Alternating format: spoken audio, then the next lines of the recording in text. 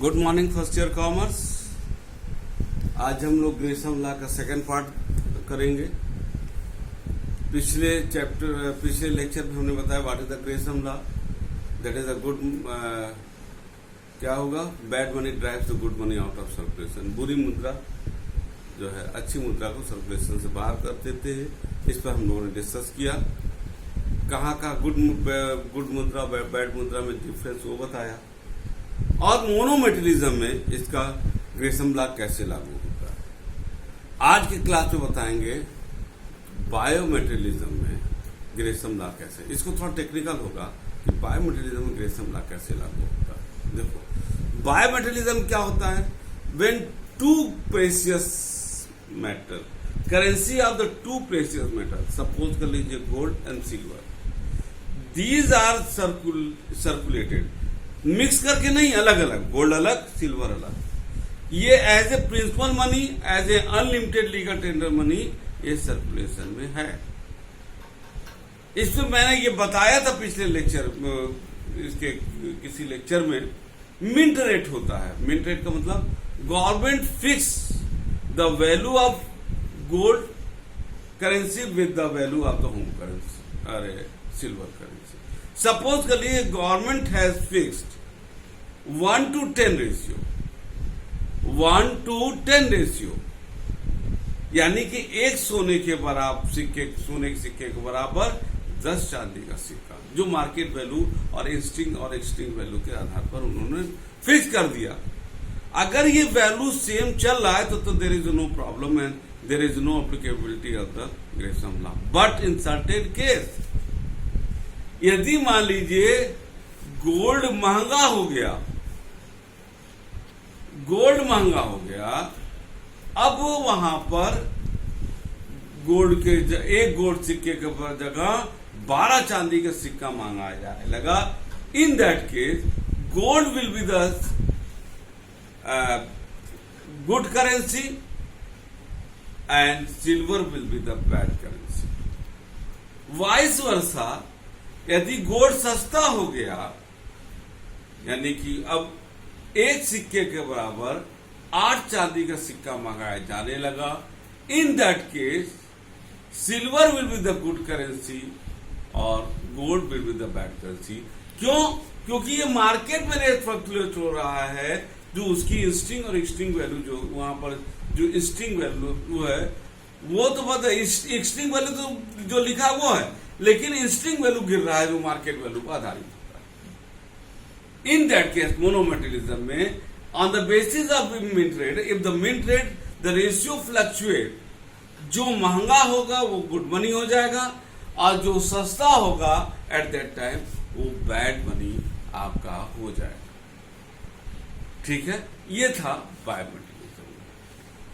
अब हम आते हैं पेपर मनी में। पेपर मनी आपने देखा भी था, 4 तरीके का होता है, रिप्रेजेंटेटिव पेपर मनी, कन्वर्टेबल, इनकन्वर्टेबल और आपका फिएट पेपर मनी, और एक मेटालिक मनी है। अब हम जो है लेते हैं आपका एग्जाम्पल कि सपोज कर लीजिए यहां पर जैसे पहला पॉइंट दिया है, under inconvertible paper currency standard, if in country the circulation of inconvertible paper money is in excess of the normal circumstance। अब इनकन्वर्टेबल पेपर मनी जो है उसमें हम लोगों ने खासियत देखा भी था कि it is totally up to the monetary authority to issue the up to any extent. If the inconvertible money issued excess issue, जब एक्सेस इशू हो जाएगा तो वहां पर value of that currency will decrease. ठीक है ना। And metallic money is also, और मेटेलिक मनी भी वहां पर सर्कुलेशन में है। और चूंकि पेपर मनी ज्यादा, इनकन्वर्टेबल पेपर मनी ज्यादा इशू हो गया है, ऐसी दशा में जब उसकी purchasing power inconvertible paper money के due to the excess supply घटेगा, in that case metallic money will be the good money and inconvertible paper money is the bad money. Second point में आते हैं हम लोग, कन्वर्टेबल और इनकन्वर्टेबल paper दोनों चल रहा है।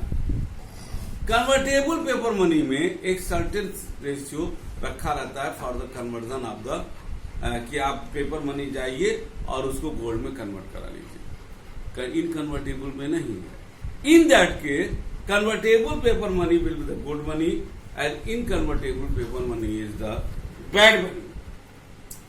अब वहीं पे दूसरा आ रहा है पेपर और मेटेलिक मनी। पेपर मनी में तो एक्सट्रीम वैल्यू होता है, एक्सट्रीम वैल्यू तो होता है, इंस्ट्रीम वैल्यू नहीं होता, जबकि मेटेलिक मनी में होता है। In that case paper money will be the bad money और metallic money will be the good money. अच्छा, अब आ जाइए reason for the operation of the Gresham law. Gresham law के लागू होने के कारण क्या है? लोग जो है गुड मनी उसको लगा होल्डिंग माने दबा के रख लेना, घर में रख लेंगे, इशू ही नहीं करेंगे, दैट इज द होल्डिंग। उसको घर में दबा के रख लेना। मेल्टिंग, उसको गला देना। Those who melt coin also prefer the good coin for converting gold into the jewellery. अब किसी चीज को जो है सोने चांदी में मिलाने के लिए, जेवर बनाने के लिए उसको चाहिए, एक बार ऐसा हुआ है पकड़ा भी गया है, तो वो वहां पर गुड मनी हो जाएगा। या foreign paper people value coins according to their weight. Those who want to pay the purpose of foreign trade similarly prefer the good coins. चलिए, ये था आपका। अब आते हैं एक्सेप्शन और limitation of the Gresham law. किन दशाओं में ग्रेसम लॉ लागू नहीं होता? पहला पॉइंट है that is the demand and supply of the coins in A equal proportion. अब इकोनॉमी में अगर 100 रुपया का डिमांड है और 100 रुपया की मनी सप्लाई है, तो आप रोक ही नहीं सकते, आप नहीं रोक सकते। देखिए, आदमी रोकेगा कब? जब आपके पास एक्सेस हो। जैसे मैंने एग्जांपल दिया कि मम्मी ने 10 रुपया दिया तो आप चेंज कर लिया, लेकिन मम्मी ने कहा बेटा 10 रुपया ये लो, 10 रुपया तुम्हारे पास मिला करके 20 रुपया ले आना। अब आप उसको दोनों रोक ही नहीं सकते, you will have to issue. When the gold and silver, good and bad, both are in the same quantity required, यानी जितना पैसा इकोनॉमी में चाहिए, ठीक है, और उतना ही पैसा सर्कुलेट भी हो रहा है। अब वहां पर चाहे गुड हो चाहे बैड हो, आप बेटा कैसे रोकोगे? आप नहीं रोक सकते। That is the point number first, demand and supply of the coin in the equal proportion.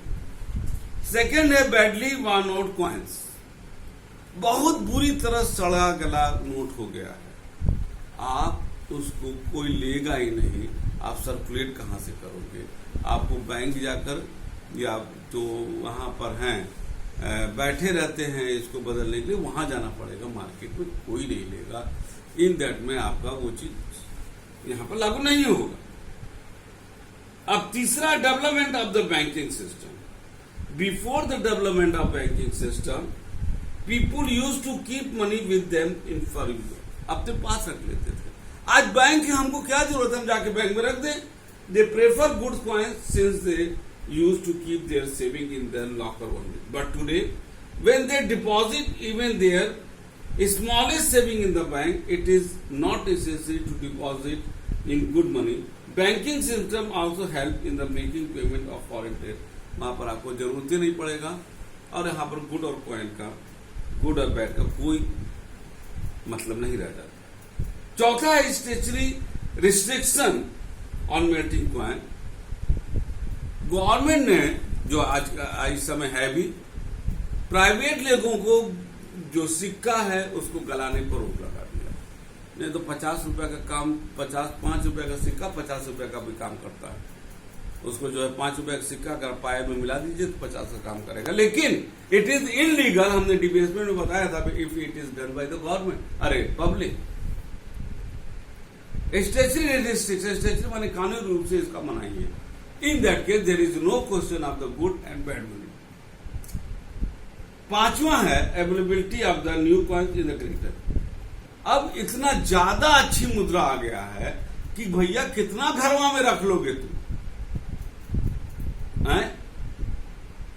होता है ना कि इतना ज्यादा, शुरू में 100 रुपया का नोट, 200 का नोट खुद जब आया था तो लोग रखते थे। अब वही जो नया नोट जो 200 का आया, अब इतना ज्यादा मार्केट में वही चल ही रहा, तो कितना रखोगे, वो लोग यूज कर रहे हैं। तो ये चीजें शुरू में अच्छा लगता है, लेकिन जब ज्यादा क्वांटिटी में आ जाएगा तब वो नहीं चल पाएगा। छठा, refusal of the acceptance of bad पल। अब लोग जो है उसको एक्सेप्ट ही नहीं कर रहे हैं, क्योंकि वो इतना ज्यादा खराब है या जो भी है।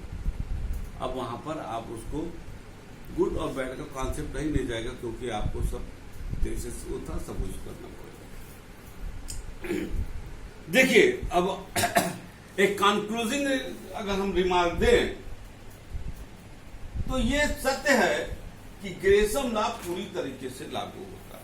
मैंने ये बताया था, apart from the it is the economic theory, in my view it is not the economic theory, it is totally depend upon the human behavior, it is totally depend upon the psychology of the person, कि हम नई चीजों के लिए बहुत attract होते हैं। जैसे चदरा नहीं होता है, शुरू में चदरा आता है, आप उसको बिछाते हो, कोई मेहमान आता है, धीरे धीरे रूटीन मिलाते हो, फिर खराब हो जाएगा तो रखा जाएगा, और कुछ दिन बाद फाड़ फाड़ के पोछना बन जाता है।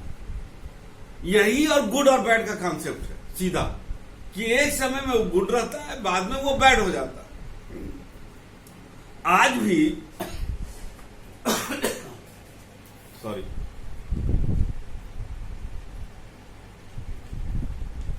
आज भी हमारे इंडिया में क्या कहीं भी ये चीजें आप बड़े आराम से, अब आप खुद बड़े आराम से घर में देख सकते हो।